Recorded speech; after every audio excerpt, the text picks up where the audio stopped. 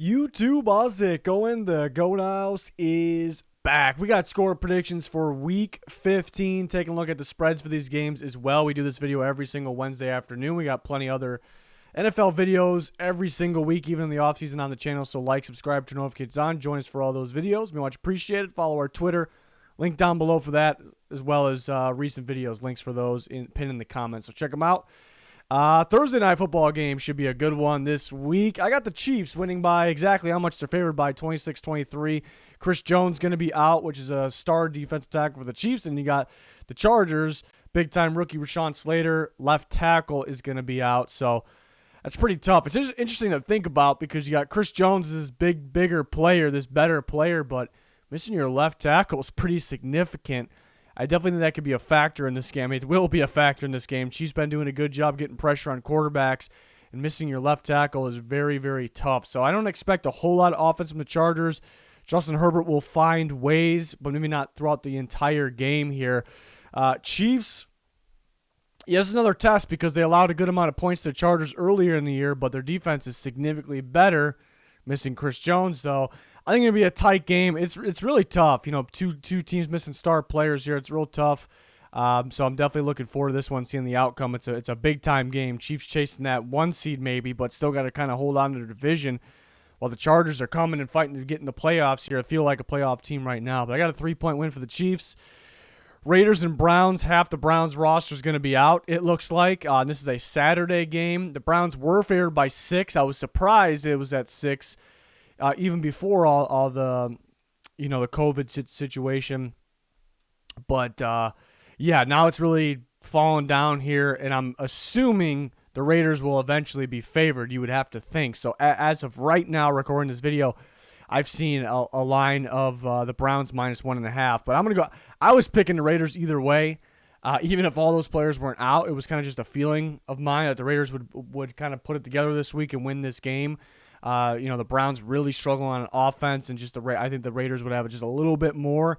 And the Browns are missing some guys. I don't know if it changes a whole lot. Obviously, they're better with those players, but it's going to be a sloppy weather game, perhaps cold weather. I just think the Raiders have just enough offense. No matter who's in. I mean, the offensive line, the offensive linemen being out, Teller and Wills. Those are the big ones for the Browns. So I just don't expect a lot of offense because of the weather in this game, but I think the Raiders will have just enough, just more. They should handle business by more than this, even with who's out for the Browns. So I'm going to go Raiders in this one. Saturday night game's a tough one to pick. I was surprised. I thought I was picking the upset maybe kind of here, but the Colts are favored by 2.5, so it's not an upset pick at all.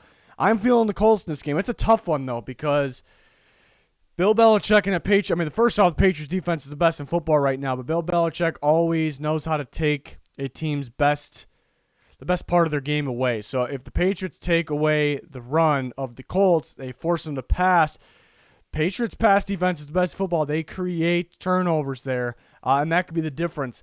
I don't think they're going to take away Jonathan Taylor in this running game, though. I think you can run on the Patriots. I believe you can. Not a crazy amount, but I believe you can beat them that way. And the Colts rush offense with that offensive line, that scheme, the play calling, Jonathan Taylor, it's a different animal. So I think the Colts will have success on the ground. Not a crazy amount. And they're a little sneaky in the air, too. I didn't know, the Patriots would be expecting to run. They get some play-action passes off, throw some safe passes underneath. They do a good job to getting those to Michael Pittman and company there. So I think that'll be enough. I like the way the Patriots play. I think they're the best defense in football. They can create some turnovers.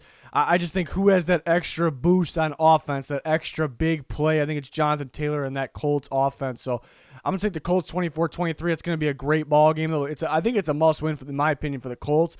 Patriots are actually fighting for that 1 seed, so a must-win for them. The Colts are fighting to stay in the playoff here. They're fighting for that 5, 6, or 7 seed. I think they're good enough to get that 5 seed, but they're going to have to go out and show it here. So I got them winning a home game on Saturday night. Cannot wait for that one. I'm glad we got a game like that on Saturday. Panthers and Bills. The Bills taking care of business 24-13. It sounds like Josh Allen will play. Not a major injury at all. The Panthers defense is still pretty solid. I don't think the Bills will score an insane amount of points here, but they'll get enough. They'll get 24 points here. I think Josh Allen will have success through the air. I think he'll be fine through the air, obviously, and maybe on the ground as well. Panthers just don't get enough offense going in this game. That's just the problem here. Whether it's Cam, Sam Darnold coming back, they just don't get enough offense going in this game. So I got the Bills taking care of business. It's just, I guess when it comes to that line, I got it by 11 points. The line's 10.5. It's just what Bills offense will show up, which game plan will be in place. How will the play calling be? Will they run the ball? Will they be effective passing the ball this week? So a lot of questions with their offense. So it is a little tricky putting money on them. I just don't expect the Panthers to score more in around this range of points here. So I go Bills by 11. Cardinals and Lions. The Cardinals could be missing some guys. Sounds like DeAndre Hopkins will be out. James Conner's questionable. Chase Edmonds should be back, though. So maybe missing some guys on offense maybe kind of drops them down on how much productivity on offense they'll have. I still got them scoring 27. I think Kyler Murray will be a problem for the Lions defense, and I really like the way the Cardinals defense is playing still, even though maybe some struggles against the Rams. So I don't expect the Lions to do much here. So I have 27-10, 17-point victory for the Cardinals. Next game, Jets-Dolphins. Dolphins favored by 10. I got them winning by 13. This is a true test for Zach Wilson. The Dolphins are the best in football at blitzing. I'd say them and the Buccaneers this year, the best with the blitz. And the Dolphins blitz more than anybody. And who is that more of a problem to? Typically, almost always, is the younger quarterbacks, specifically the rookie quarterback. And then the Jets have struggled to protect Zach Wilson on top of that. So how will he be against the blitz? I think, for the most part, I think they're going to cause some problems. I do think we could see a big play here and there because with the blitz, they're going to take some shots there, and Zach Wilson can hit those shots, that deep downfield, the wild play, So, but I think it's a true test. It's that Dolphins defense can be a big problem there for the Jets offense. Javon Holland probably out, so that actually it's a tough one there for the Dolphins. I think they'll be fine though. Their offense has been playing better. Hopefully the bye didn't slow them down. I think they'll be fine in this game. The matchup just really says Dolphins, mainly because that defense, the type of defense it is, but on top of that, the way it's been playing as well, like maybe the best in football recently. So I got the Dolphins by 13 in this one. I got the Cowboys by 14. They're favored by 10.5. I just really don't see the Giants scoring much at all. It's going to be Glennon again. They said that Fromm might get some action in there.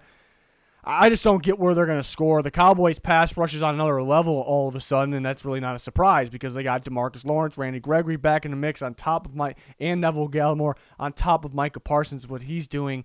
So that's just going to be a problem for the Giants offense. They aren't going to score much in this game. Cowboys offense been a little inconsistent. I still like the Giants defense, so I don't think a crazy amount of points for the Cowboys, but plenty enough there. 24-10.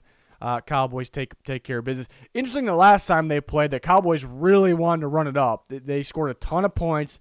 They really made it a point to run it up. I don't know if they do that again. You want to be a little conservative if you have a good lead, a game you're going to win because Cowboys haven't had the best luck with injuries. We're getting close to playoff time.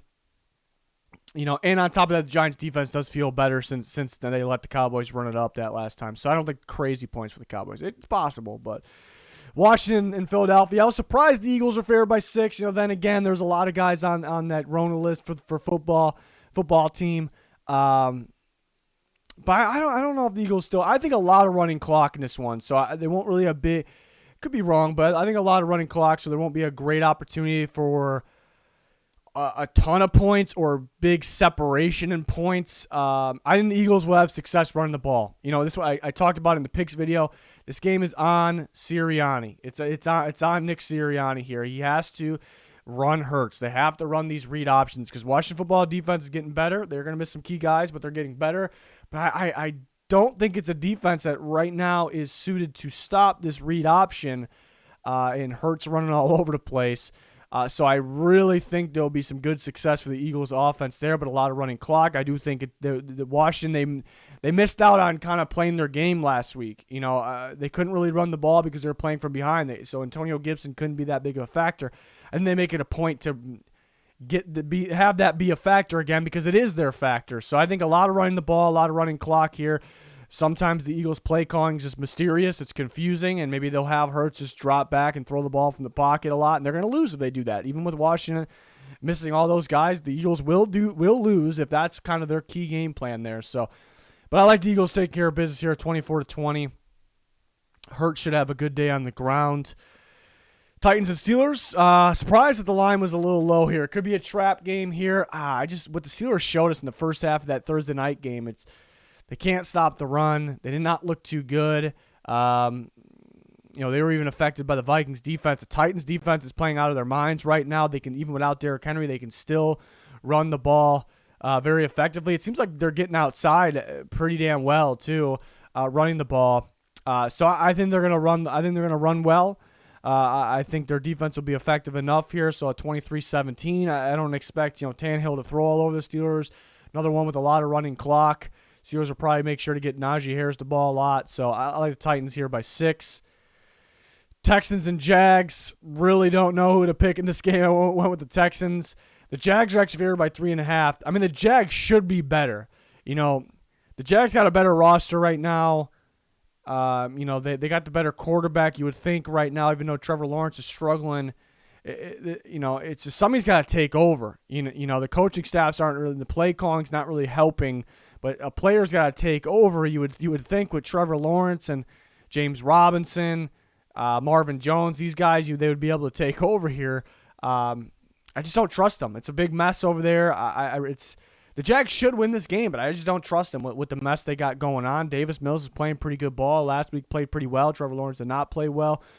I got the Texans in a squeaker. I was surprised that they're underdogs by 3.5. The Jets game pops in my mind. The Jets game for the Texans a few weeks ago. That kind of scares me a little bit.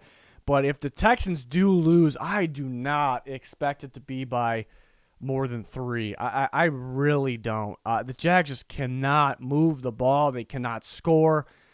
It's hard to trust them. I'm going to go Texans by 1 here. Bengals, Broncos. The Broncos are favored by 2.5. The Broncos are playing good football. I like the way they're playing right now. I love their defense. I love their running game.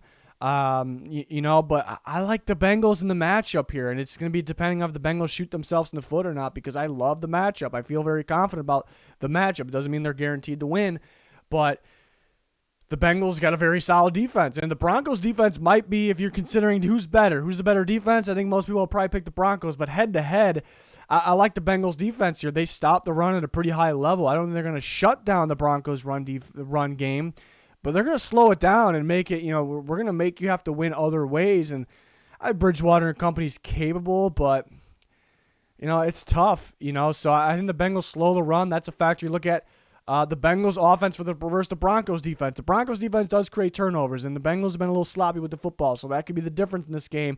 But the Broncos play a lot of man coverage, and it just doesn't really work against this Bengals offense. You got the spread of receivers, and you have Joe Mixon to worry about. It's tough to run a lot of man coverage against this group, so it's just really on the Bengals taking care of the football. They take care of the football, they'll win the game. They will win the game. So 23-19 is what I got. The Bengals winning here, even though they're underdogs. Falcons and 49ers. 49ers favored by 9.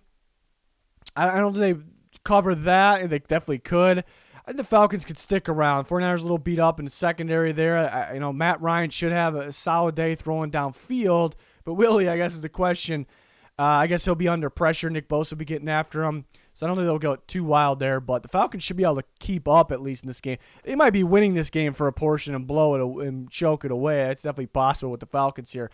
But then the Niners will have success on the ground, run a lot of clock, wear them out, and they'll have control of this game for the most part here. So I got the 49ers 26-20. Seahawks, Rams. The Rams are missing a list of players.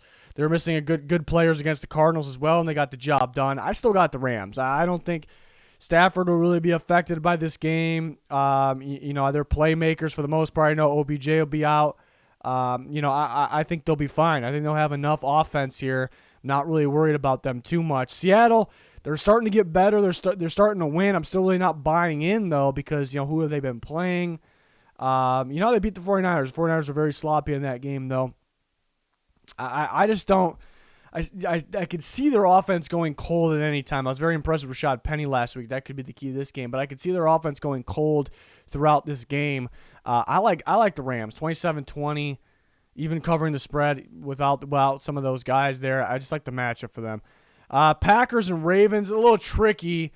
And Vegas is making it tricky, too. They only have the Packers favored by 4.5. So what do they know?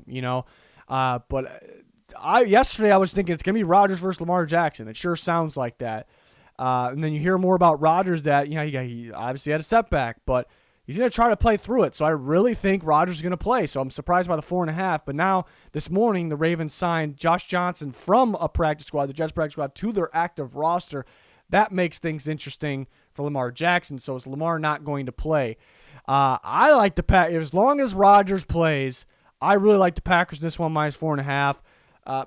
Mainly because I don't know how the Ravens defense, good defense, even missing some guys, they're a good defense, but I don't know how they're going to stop Aaron Rodgers and these guys here because, the downfield game of the Packers, the Ravens are so thin at corner. They like to bring their safeties in the box. They cannot do that against Aaron Rodgers in this Packers offense. They cannot do that. So they're going to have to play something that's really not their game, and I don't think these corners can hang with Devontae Adams, even Valdez-Scantling, Allen Lazard. I really think Rodgers is going to dice him up downfield. If they blitz him, he can roll out and beat the blitz. I just don't see much stopping the Packers offense for the Ravens in this one. And then Ravens could have a little more offense if it's Lamar Jackson. I guess how the Bears had success against the Packers is kind of just getting your athletic, your speed guys in space, and maybe they can do that if with Lamar if he plays, and Hollywood Brown and those guys, it's definitely possible. I just don't see enough here from them. I just mainly look, the matchup problem here is Aaron Rodgers and that Packers passing offense versus the depleted Ravens secondary, mainly looking at corners and them having, are they going to have to change their game? If they change their game, it's something they're not used to, playing safeties deeper, over the top. It's just something they're not used to playing. If they play their normal game, the safeties are in the box, the corners on one-on-one against an Aaron Rodgers, Devontae Adams and company offense, not good. So either way, I don't think it's good here. So I like the Packers in this one. Pretty big win. But again, the key would be to, use your athletic players and get them in space here, but that's got to be what the Packers are game planning for. Saints, Buccaneers. The Saints usually have success against the Buccaneers regular season. We saw that earlier in the year as well. It's just tough to pick the Saints this one still, though. It's going to be Taysom Hill. It's more of a rushing offense. The Buccaneers stop the run. You're going to have to throw on them, and I don't think there's going to be enough. I don't think there's going to be enough here for the Saints to do that. You're going to have to bank on your defense winning the game, which it has won games against the Buccaneers in the past. I think the Buccaneers just do enough here. I don't think a lot of scoring in this one. I think the Buccaneers win by 7, 24-17. It's kind of in that playoff type of time. So I think the Buccaneers, Tom Brady, I think they handle business in this one. But it'd be something if Saints beat them again here in regular season. Monday night, I got a classic Vikings squeaker, 24-23. They're favored by 3.5. It's in Chicago. It's probably going to be cold. It's actually warm. I'm in Chicago, right? I live in Chicago. It's actually like 60, right? It's really, really weird. But I think it's going to be probably 30-ish on that Monday night game.